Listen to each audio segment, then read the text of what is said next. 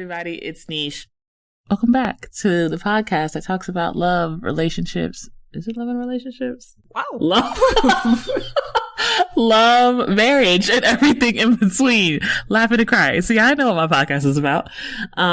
Anyway, have you been rating? Have you been reviewing? Have you been writing in? If you haven't, go to Apple Podcasts right now and write a review on the show. If you don't like it, don't write a review on the show. 5 stars, guys. It helps us to get new people to listen because we want to spread the impact. You know what I mean? Coming up on the podcast, we're going to do, of course, my favorite segment, you guys know. Let me tell you a story. And we're going to have a conversation later on about being wise in our relationships. You want to stick around for that. But anywho, I'm not going to delay any further. I have somebody in the building. My friend, my dear, dear friend, Tasha. What's up, Tasha? Say hello to the people. Hello, people.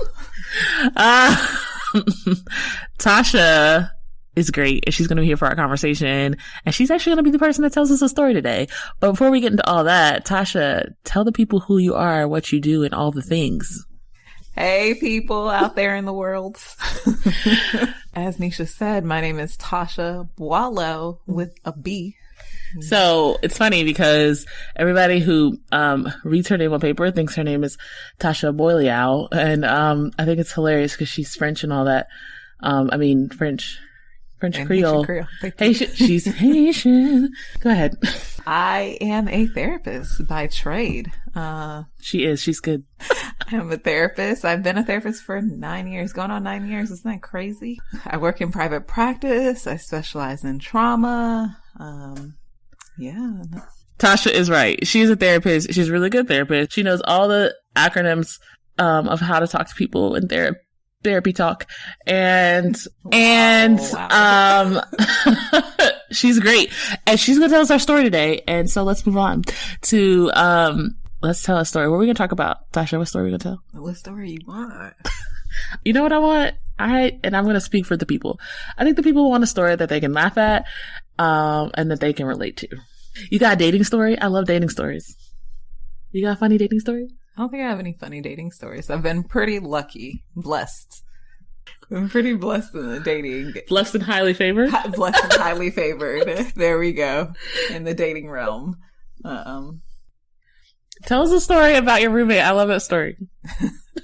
Well, to first start off, I was not very lucky in college. I had, besides my best friend that I met in college, I had horrible roommates. Oh no! So I have plenty of college experience stories, but two that people usually are surprised at or think is funny. The surprise one is I had a roommate who never liked to shower. Oh no!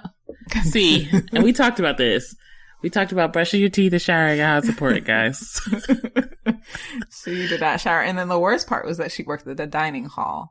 And so, I'm about to throw up. And we had to report her several times. And we had a male RA because she smelled. Okay. She was smelling up the entire apartment. Oh no. And so we had to report her because it was unsanitary. So, and our male RA, I'm sure he talks about that till today, I bet. He also agreed with the smell? I'm sure he walked in there and was like, whoa! So, was it like armpit smell or was it like sweat? It's like musty. Okay. Like musty. Because I used to put and a little it radiated? air freshener. Yeah, because her room was right next to mine, so I used to put a little air freshener, like, pinned them on the AC, so like it would just like blow the air freshener scent. It was bad. But that wasn't the funniest. That was just the nastiest. That's just okay. So tell us the funny. My friend and I, we ended up renting out an apartment for my junior/senior year. Mm-hmm. And we moved in, and there's this one girl who already was living there.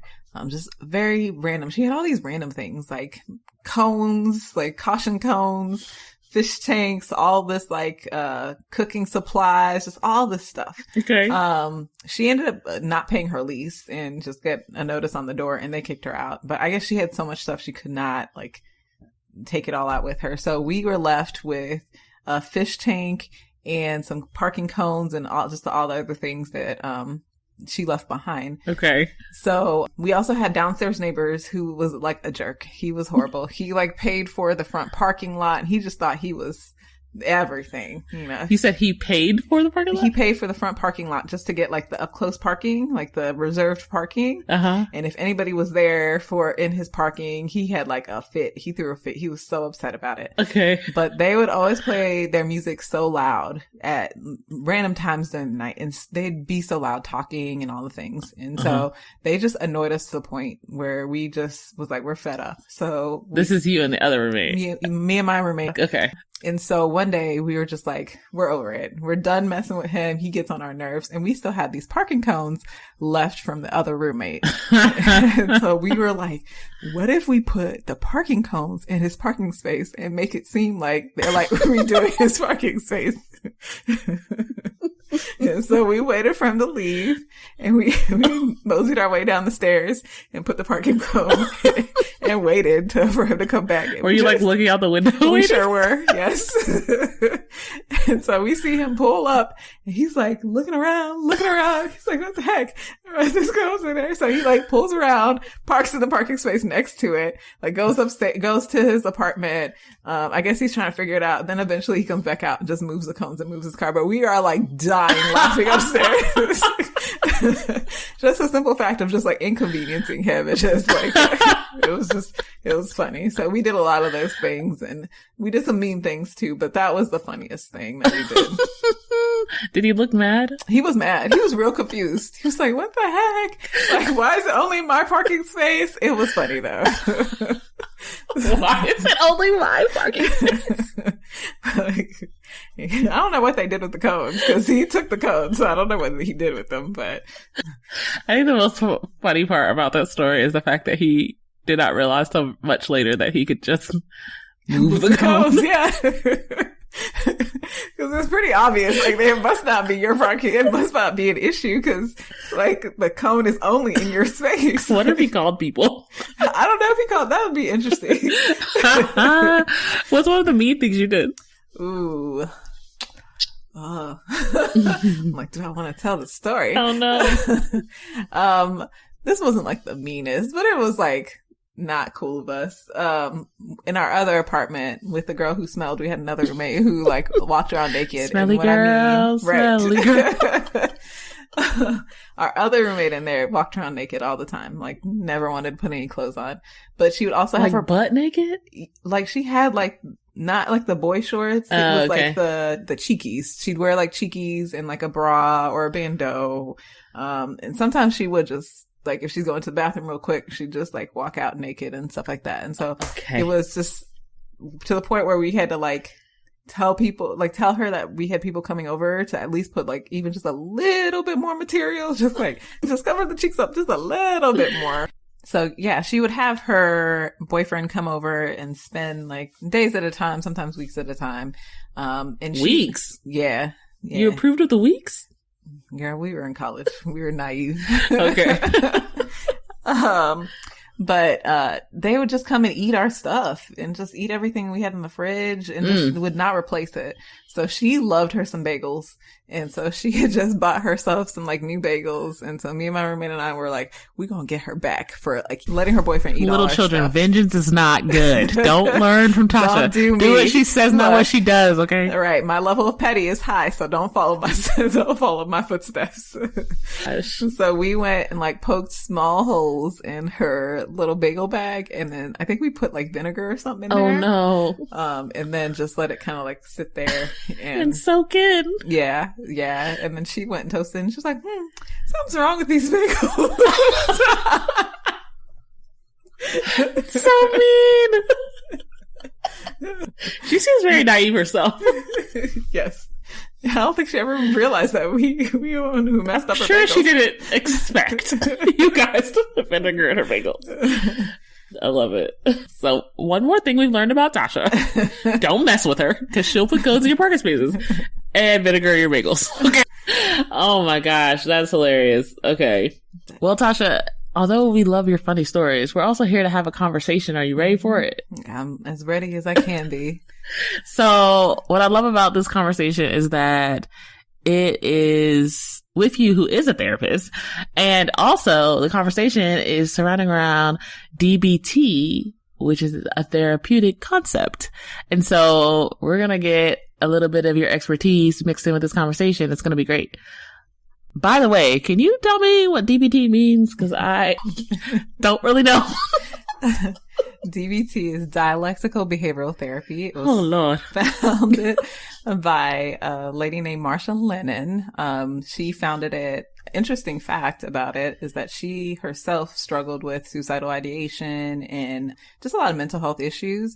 And so in her search for her own healing, because she was going in and out of hospitalizations, just felt like she wasn't getting the services she needed. In her own healing, she discovered dialectical behavioral therapy, which is a combination. I like to call it, it's like a big book of skills, essentially, just giving you a lot of skills to how to deal with life. Because life doesn't go away. We just need to learn how to deal with it. Say that again for the people in the back. So Marsha Lennon discovered DBT, and part of DBT, at least to my knowledge, is about, or at least one of the concepts is about emotional mind versus wise mind versus rational mind. And so we're here to have a conversation about how do we get to a wise place in our mind so that we can love well in our relationships. And I know a lot of you guys out there in podcast land are like me or like I was before I learned about this in therapy many years ago. And it was so eye-opening to me because I was like, oh, wow, I can control the way I think. And I know a lot of people out there are like, man, I'm so out of control of the way I think. This is just how I am.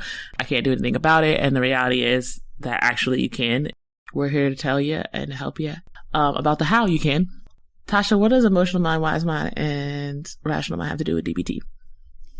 So DBT has 4 components of it. So throughout all the 4 components is wise mind is kind of sprinkled in between. So wise mind is the combination of rational mind and emotional mind. Okay. So if you think of a Venn diagram, we've got emotional mind on one side, rational mind on the other, and wise mind is in the middle. So it's the happy medium between the two. Okay. So emotional mind is it's in the name, essentially. It's like the side of your brain that deals with your emotions. So you react out of your emotions. So the example that I like to use is like, if you get angry in traffic and you feel like someone cut you off and you're like, man, I just want to get even. It's like following that person to their stop and then yelling and screaming at them or bumping them. It's just like, I feel this anger inside of me and I have to do this. Yeah. And rational mind is your thinking brain. So it is your brain, side of your brain that you use to make plans, to do puzzles. It's like all your thinking processes goes through rational mind, and wise mind is the happy medium in between. So it's taking the both and weighing both of them and making a decision that is wise, essentially. Right. And so I think we hear these things, and one of the, I guess, stigmas that I've noticed and probably participated in a little bit is we think of rational thinking as like good thinking, and we think of emotional thinking as like socially unacceptable or out of control or unacceptable. And so I guess let's speak to that a little bit.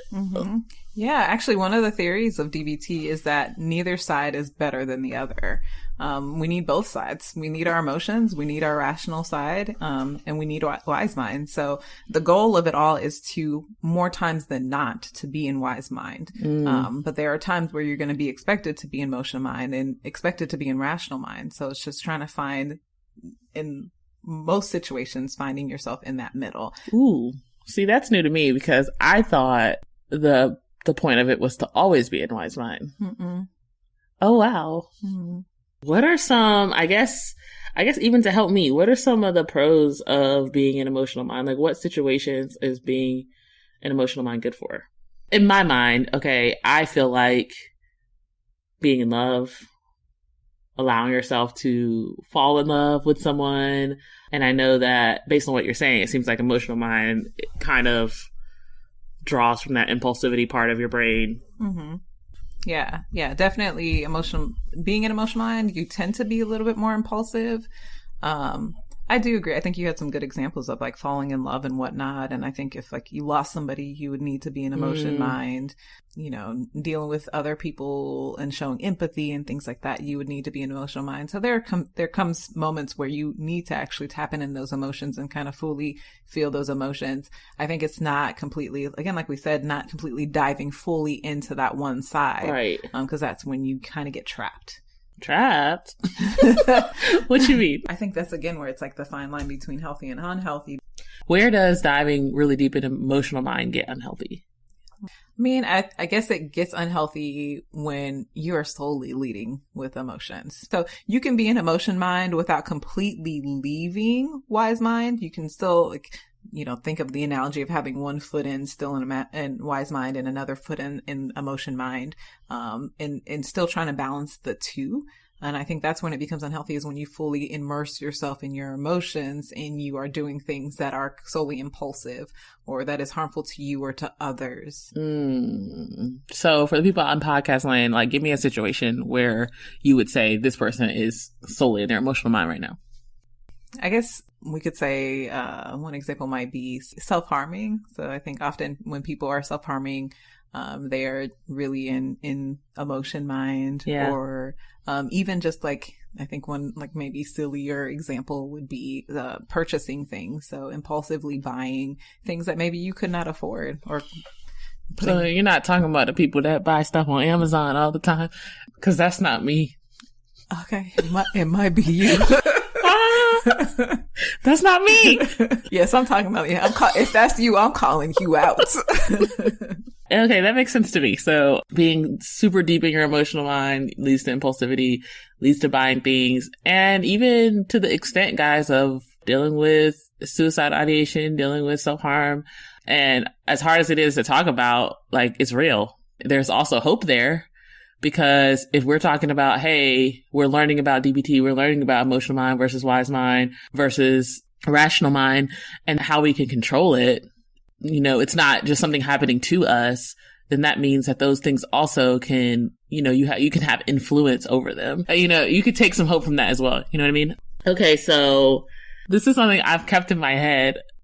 What do you usually call emotional mind, wise mind, and rational mind? So I think it can help the people. I mean, I can't fully take all the credit for this because my coworker came up with it, but I feel like it's an easier way to, because sometimes all this stuff can be really heavy or a lot to remember. Yeah. So this is like a sillier way to remember it. Okay. So if you think of a monkey is wild, it's crazy. Their behaviors are unpredictable. If you were to put a monkey in a car, it'd probably be going from the front seat to the back seat, touching the radio, opening the windows, climbing on top. So that is our emotion mind. We are very impulsive. We do things. We move around. It's quick. It goes quick. Yeah. Our rational mind is the robot. It's our thinking brain, right? So it's just information. It's just facts. Quite boring, right?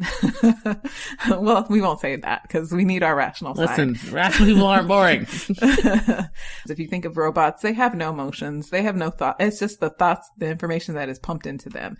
In between is our owl, our wise mind. And if you think about it, the owl's wingspan should be able to expand into both sides. So your emotional mind and your rational mind.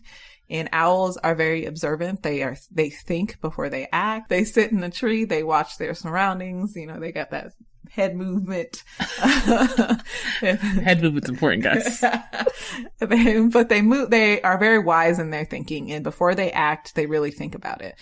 So we want to try to be like the owl, essentially. Right. And so sometimes one thing you can ask yourself is my monkey taking over my car right now? Or is my robot driving my car? And so that's a cute, funny way to kind of I love the monkey and the robot. But one thing that I learned from a therapist, not Tasha, but from another therapist about emotional mind, robot, monkey, owl, is that each one, like if you think of them as people, each one has something to say. Not taking one into account is like telling someone to shut up. And so I always pictured it, and this therapist told me to picture it. The owl is trying to help everyone come to the decision, but you have to hear both sides. And so this idea that like, man, I'm just going to go at it from this like rational point of view. You're only hearing one side of the argument. And or I'm just going to go from this emotional point of view, you're only getting the monkey's opinion. And so it's just like sitting down with yourself and saying, okay, what do I feel about this? And then sitting down with yourself and saying, okay, what do I think about this? Mm-hmm. And trying to come to that, you know, like Tasha said, that happy medium. Mm-hmm. I think that's a great example because we often talk about what the angel and the demon on our shoulders. I think essentially that's like the same thing, but we're changing the wording. Right. And kind of visualizing something different. So I think that's a great analogy, a great way to think about it. Yeah. Okay, so before we move on, I want to get too ahead of the people because they're like, okay, we learned about emotional mind. We learned about the pros. We learned about the cons. Okay, let's go to rational mind. What are the pros of being a rational mind? Yeah. I mean, like I said, our rational mind is our thinking brain. We need it. We need it. Like that's our brain that we use to study, to plan things. We can't function. We can't function without it. Right. So, and I just want to say that I'm one of the people that lean towards being in rational mind, where I put my monkey in a cage a lot of times. So if you're one of those people that are like, I usually am like processing that way. You're not alone. Sorry, emotional people, but you're not alone, rational people. Okay. Robots out there. Not alone. Okay. So what are the cons of being a rational brain? And I'm not going to tell you what they are because I don't know. Just kidding. I do know, but I want you to tell me. Well, that lends to those individuals having difficulty being in touch with their emotions because the emotions have to make sense. And so if you are in a situation where you're like, well, my dog just died, but I didn't care for it too much, so I shouldn't cry, where you're like, well, let's tap into those emotions there just a little bit, you know?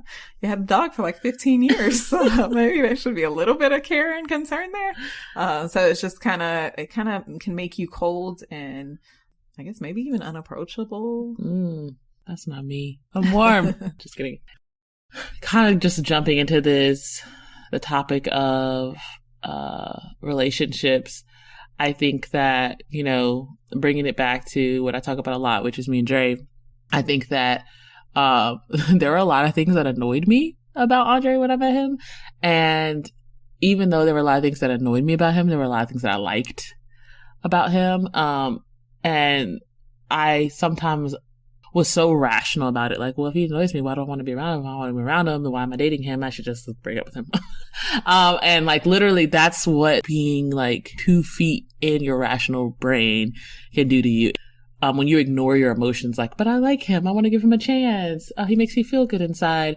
It can block all of that out and really just make you calculate like a pro-con list and maybe make you make decisions that isn't really what your full self wants. It's just what that side of your brain wants. And so, you know, she's already told us that wise mind is the best of both worlds, so I'm not going to go into that. But what I want to do is kind of stay on this lane that we're in about relationships. And, you know, one of the reasons why I wanted to talk about this is because I think that if there's something that you can change about your way of thinking or being that can help to profit a relationship you have in your life, that's control that you might not have known that you had, that you can have back. And so to be able to be accountable and take responsibility for your relationships and say, hey, this is something more I can do to help my relationships be better, all hope isn't lost. And I think that when you're not aware of this stuff, especially the robot and the monkey and the owl, sometimes what you don't realize that you're doing is you could be forcing somebody else in your life to kind of be your owl for you. Mm-hmm. And that's not fair, you know? Yeah. I'm sure I've done that with my friends. I mean, I would have to admit that I am more of an emotion mind person. We make great friends. We balance each other out. They say what? Opposites attract. But yeah, so I do agree. I'm sure that there are instances with my friendships and even my relationships with my family members where they probably have had to be my owl. Yeah. And this is a question that I had. I don't know if there's an answer to, but what do you think leads someone to leaning one way or the other? Actually, research, or Marshall Lennon's research, has shown that it's environments. It can be either ingrained in you or it's just like the way you were taught, essentially. Okay. Mm-hmm. So theoretically, if I'm somebody who leans more rational, you know, theoretically, what could you maybe assume about my upbringing?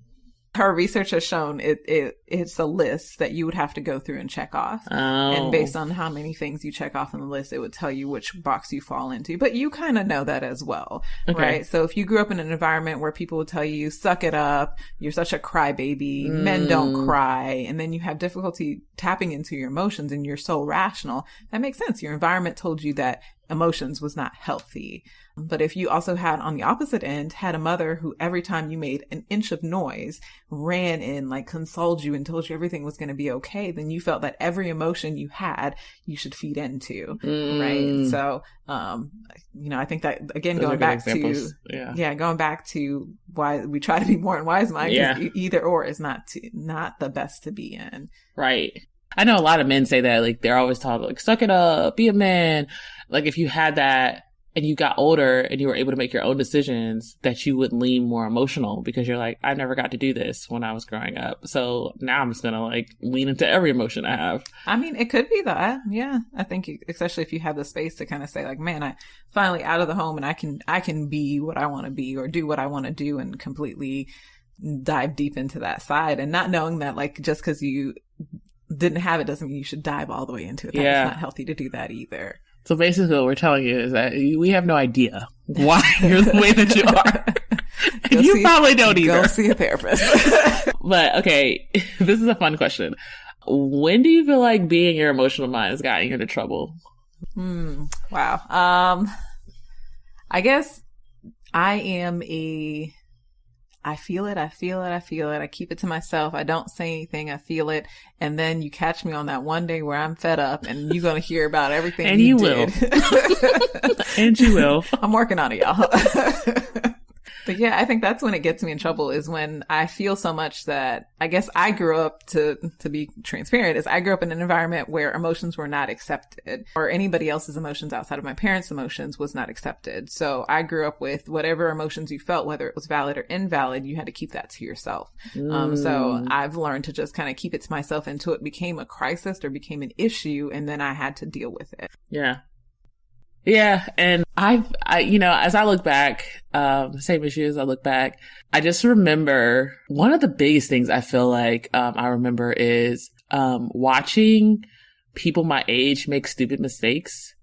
And not that I ever wanted to be like silly or make unwise decisions, but I saw the learning that came from it. And not necessarily like dangerous mistakes, but just like, dating a boy just because you thought he was cute and knowing that he was a player or whatever, sneaking out of the house, doing things that, were just like impulsive, and like you just did it. And like my entire life, I think every decision that I ever made was just calculated. So calculated that I feel like there's a lot of experiences that I could have learned lessons quicker or differently. I won't say quicker. I kind of deprived myself of those experiences and deprived myself of listening to my gut sometimes because it didn't make sense. So when I got into it as an adult, I was making the silly mistakes sometimes that people made when they were younger, Yeah. As you're talking, I was thinking back to my past relationship, and I guess for me, it goes both ways, where I'm like, in a way, I'm happy that I did play into my emotion mind, because I feel like now I won't make that mistake anymore.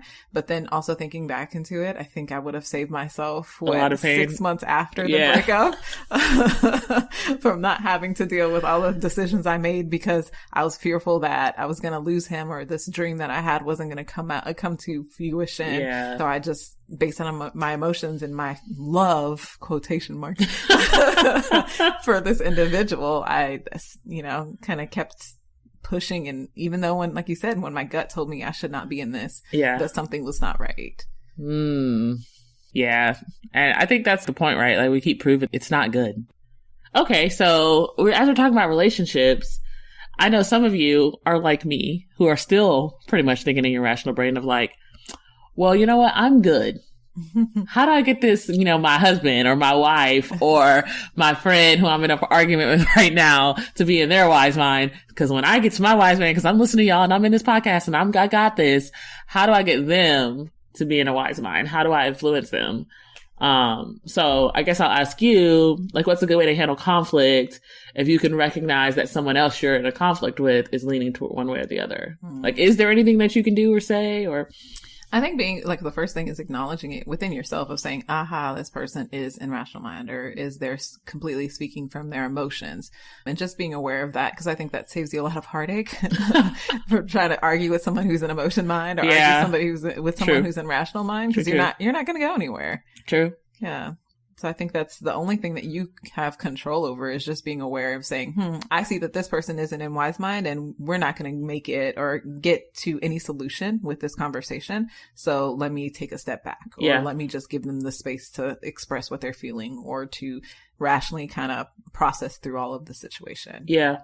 And I'll say too, because my husband, as life would have it, is somebody who leans more emotionally. So I lean more rationally. He leans more emotionally. So you can understand how our conflicts can be at times.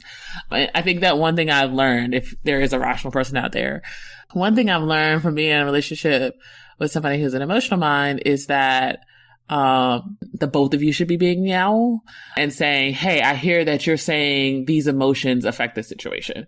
And then I'm saying, hey, these facts affect the situation. So like, what compromise can we come to? And if you're that person, propose a compromise. Okay. So you're feeling this. We're both feeling these things. Okay. We're both, thinking these things. So what can we do about it? Yeah. I think that's great. I think one thing that you said outside of compromise, or that you kind of gave an example to, is validating. So validating both ends, right? So validating that emotion, but also validating those facts that person is bringing up, so that you both feel heard in that moment, and then you guys can proceed from there. And for the people out in podcast land, what does validation mean, and like, what does it look like? Ooh. I'm challenging all of Tasha's knowledge today. I think essentially validation is just acknowledging what that person is saying, or that emotion that person is feeling, or the rationality that the person is bringing up. So it's just acknowledgement and just making that person feel heard or seen. So if I say, hey, I'm really sad that you did this, like a validation could look like, hey, I hear you're saying that you feel really sad. Thank you for telling me that. Mm-hmm. Yeah. Yeah. And not, I hear you're really sad, but you shouldn't be sad, because that's validating and invalidating at the same time. Right. That's invalidating. Yeah. I didn't even have a moment to like soak up the validation before you brought it down. Listen, guys, I'm only laughing because I was this person. Like, oh yeah, so you're saying you're sad, but you ain't got no reason to be sad. Like, yeah, we can't do that. Mm-hmm. We can't do that moving forward. Yeah. No. All right, Tasha, another question I have, though, is, if you're in a conflict, or if you're in a relationship and you're going into your emotional mind, or you're going into your rational mind, what's a way to even detect that within yourself, or de-escalate yourself and say, hey, man, this is a moment that I'm really in emotional mind and I need to figure out a way to get out? Mm-hmm. I think the first question is asking yourself, like, what mindset am I in right now? So asking yourself, am I being emotional? Am I being rational? Am I in wise mind? And then DBT also points to like 3, I think it's the what skills essentially is what it's called. And it's like taking a step back and observing, describing, and then deciding to participate. So you take a step back, you observe the situation. You don't put any words on it. You're just kind of observing what's going on. Then you describe it in your head. Like, so this is what's going on. This is how I'm feeling, or this is what I'm thinking. And then you decide, do I participate? Because at that point you should know, are you in your emotional mind? Are you in your rational mind? Are you in wise mind? Where am I at? And then you decide to participate, or you decide to walk away, because I'm not in either set of the minds right now and I need to walk away.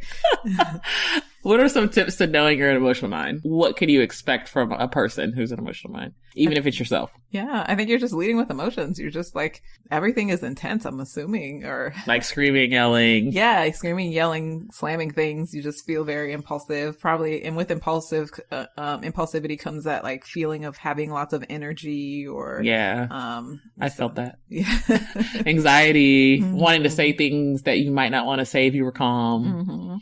Like, you're stupid. That's why you'll never make the bed. I don't need this job. My man got 2 jobs. She definitely was an emotion mind. She got a little bit of rationality in there, though, so. I don't need this job. Okay, so what are some kind of tip-offs that you're in a rational mind? You're in a rational mind. If you feel the emotions coming up, but you're like suppressing it by bringing up facts as to why you should not feel this way, or why this is not valid, I think you're definitely in emotional. That's a good one. Yeah, I do that a lot. I don't have to be sad. I can just be happy. I don't have to. There's no reason for me. That's why I project it. Guys, I'm in therapy right now. Yeah. And one more note I wanted to say is that both being an emotional mind and rational mind can have you trapped and making decisions that your whole self wouldn't want. Tasha was talking about like being in a relationship and saying, man, I really should leave this relationship. But, you know, maybe your rationale is saying, oh, if I leave this relationship, I have to go get a job and I don't need to do that right now. I don't want to do that right now. But this person pays for my bills. This person really loves my mom. And you're trying to do this like pro con list and in your head. And, you know, it just is not going to work out in your favor because your whole self maybe needs to be out. And then there's some times where your whole self needs to stay in. And maybe I'm not talking about me. Maybe your first year or two of marriage is really hard and you've never really had to do really hard relationships consistently, in your life. And so you're like, man, this is really hard. And you're coming up with this entire pro con list of maybe you should get out because it's so hard or because you're doing things that you haven't had to do before. And that's difficult. And so you're always wanting to get out. That's not good either. And that's also a version of being trapped. You're trapped by yourself. You know, you're trapped, you know, because of yourself. And, you know, it works the same way with the emotional as well. But I just want to say it's not good to boast in being emotional. It's not good to boast in being rational, when wisdom is available. Yeah. All right. And Tasha has a PSA for you guys that she said, I don't want to leave without you guys knowing this. So go ahead, Tasha. Get in therapy.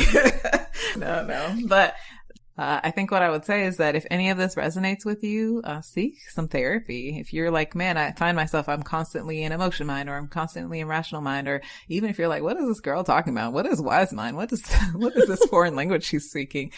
Seek a therapist. I think it's important to just tap into this and kind of figure it out for yourself. And just like Nisha said earlier, give yourself the opportunity to be able to experience the different sides of your brain, essentially. And you can find a therapist through your insurance company. You can see who's in your network. You can look on Psychology Today. You can look on Therapy for Black Girls. They've got Therapy for Black Men now. You know, just looking at all those resources and finding you a therapist, or even there are online platforms now too. Exactly. Like, I'm not going to say them because they're not giving me any money, but they're online platforms. You're right. This is not sponsored. They're online platforms. Okay. Well, Tasha, this was great. Thanks for joining us. Thanks for having me. Yeah, that was so awesome. And maybe we'll have her on again if you guys like having a therapist on the podcast. You know what I mean? So we talked about roommates and how Tasha can be vindictive, even though she's a therapist. We talked about like I'm human. being in wise mind, robots, monkeys, owls. Oh my. Make sure you check out the website. You know where it is. unleashthe-niche.com. That's unleashtha-niche.com. To give us some feedback. How you feel? What did you get out of this? Do you have a story where you were emotional mind and it caused you some trouble? What relationships do you feel more hope for now that you have this information? Let me know. Or, you know, you can let me know by emailing in as well at laugh@unleashthe-niche.com. That's laugh@unleashtha-niche.com. And of course, join the Patreon Niche Gang. Anyway, and you know, maybe we can impact the world or something. That's all I got. Bye. You just wanted to do the bye. I did.